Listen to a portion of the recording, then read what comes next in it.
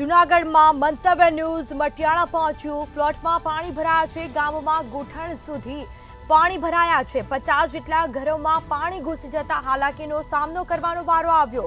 સતત 3 દિવસથી પાણીમાં રહેવા માટે લોકો મજબૂર બન્યા। લોકો પાણીમાં ફસાયા છે। આખે આખું ગામ પાણીમાં ગરકાવ થયું છે। વરસાદ વિરામ લેતા પાણી ઓસરવાના શરૂ થયા છે। ખેડૂતોને સહાય આપવા માટે માંગ કરવામાં આવી છે। जो समाचार सामे आवी रह्या छे जेमां 50 जेटला घरों पाणी फरी वळता लोकोने मुश्केली वेठवानो वारो आव्यो छे। सतत 3 दिवसथी पाणीमां रहेवा माटे लोको मजबूर बन्या छे। लोकोना घरमां पाणी फरी वळ्या छे। लोकोने भारे मुश्केलीनो सामनो करवानो वारो आव्यो छे। खेडूतो सहायनी मांग करी रह्या छे। मटियाणा प्लॉटमां पाणी भराता घूंटणसमा पाणीमांथी लोको पसार थवा माटे मजबूर बन्या। जूनागढ़ जिला में छेल्ला 2 दिवसथी मेघराजा कहर मचावी रह्या छे त्यारे ज्यां स्थळ त्यां जळ जेवी स्थितिनुं निर्माण थयुं छे। मंतव्य न्यूज पहोंच्युं छे माणावदरनुं मतियाणा गाम खाते के ज्यां जोई शको छो के 2 दिवसथी आने आज परिस्थिति छे। आ माणावदરના मटियाणा गामनुं जे प्लॉट विस्तार छे अने त्यां कमरडूब पाणी छे। लोकोने घरनी बहार आवવું હોય તો પણ મુશ્કેલીનો સામનો કરવો પડી રહ્યો છે। કમરડૂબ પાણી આ વિસ્તારની અંદર છે અને લોકો છે તે હેરાન પરેશાન થઈ રહ્યા છે। આપણી સાથે સ્થાનિક લોકો છે તેમની પાસેથી જ જાણીશું કે કઈ રીતની સમસ્યા કેવી મુશ્કેલી પડે અને કેટલા દિવસથી આ પરિસ્થિતિ છે। आ तो अमारे पानी लगभग 3 दिवस थया छे। मुश्किल तो बात करो कि अमारे क्या जवुं होय रही शकातुं नथी। बकालू लेवा दूध लेवा कोई पण माणस बहार निकली शके। अत्यारे अमुक घर एवा छे कि अहींया एनी घरनी अंदर कमरडूब पाणी है बरोबर अने एनी उपर खाटला पर बेसीने माणसो खाय छे। આવી પરિસ્થિતિમાં માણસો અત્યારે જીવે છે। દર વર્ષે આ સ્થિતિ પ્લોટની છે। એનું કારણ મહત્વ તો છે નદી છે હાકડી છે એનું કારણ મેન તો એ જ છે। ખાસ કરીને ઓઝત નદીનું જે પાણી છે તે આ ગામોમાં ફરી વળતું હોય છે ને ત્યાં આ રીતની સ્થિતિ દર વર્ષે સર્જાય છે। રાજુભાઈ, દર વર્ષે આ રીતની સ્થિતિ સરકાર પાસે શું રજૂઆત?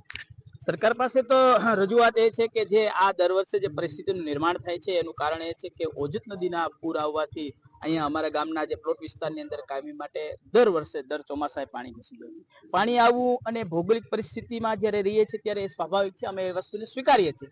પણ જ્યારે એવું થાય છે કે પાણી એક કુદરતી આફતને બદલે ક્યારેક ક્યાંક કૃત્રિમ આફત બની જાય એવું પણ ક્યાંક જોવા મળી રહ્યું છે। જ્યારે એવું થઈ રહ્યું છે કે નદીની જે વહેણ છે એ નદીનું વહેણ એકદમ સાંકડું થઈ ગયું છે।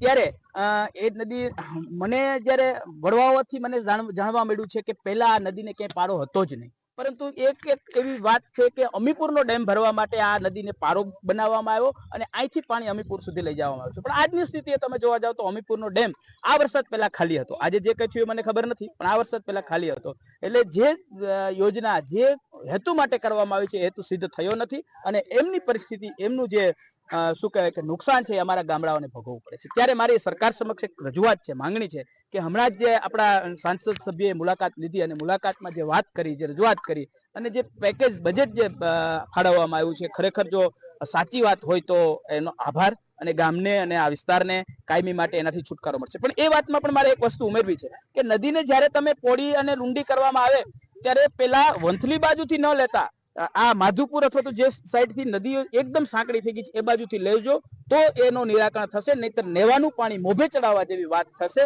અને જે ઉપરથી પોડી નદી થશે નીચે જતા સાંકડી થશે। એટલે આપના માધ્યમથી મારે સરકારને એક રજૂઆત કરવી છે કે આનું કાયમી નિરાકરણ માટે આ વસ્તુ જરૂરી છે। અસ્તુ કાયમી નિરાકરણ માટેની માંગ છે તે લોકો કરી રહ્યા છે।